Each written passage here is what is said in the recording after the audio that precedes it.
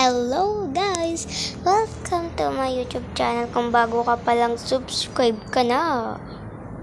So, nag-iisip ako dyan kung anong gagawin ko. So, meron na ako naisip, kaya tara! So, naglalakad-lakad muna dyan ang ate Jenas nyo.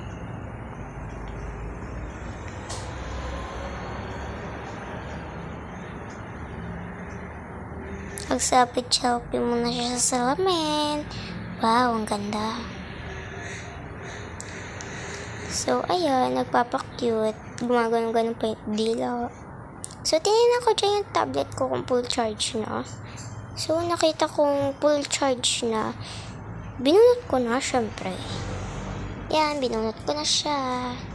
Dahil binunot ko na, nag-iisip pa rin ako dyan kung anong gagawin ko.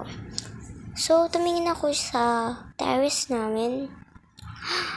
Nagulat ako, syempre. Nagulat ako, oh my gosh. Meron natutulog. Sana all sa terrace natulog. So, ayun, nag-iisip pa rin. So, meron akong naisip, guys. Parang meron ako natandaan na, ayan, selfie na naman si ate Jenas nyo. Meron ako natandaan dyan eh. May assignment pala ako, guys. Nagbubulat-lat lang siya ng notebook niya. Yan. Ganyan. Bulat-lat talaga ha. Alos talaga ate Gen Z. So, bakit Gen Z? Jenas, siyempre. So, pinakita ko dyan yung ginawa ko. Ayan siya, guys.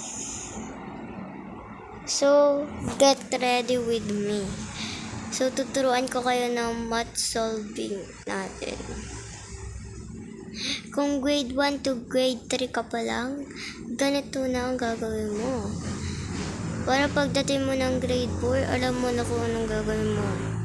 So, yung mga matatanda po, pa-share po, no? Kaya po, ipakita po sa mga anak nyo. Thank you po. So, ayan na nga ang ate Jenas nyo.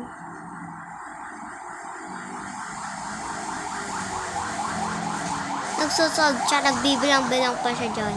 Kaya nakailang cut din ako dyan. Ayan siya, guys. Grabe, magbilang tong ate Jenas nyo. Ayan. So, yung mga nasa gilid is, ayun yung sagot. Yan, nagpa-cute na naman si ate Jenas nyo. Kaya, bye-bye!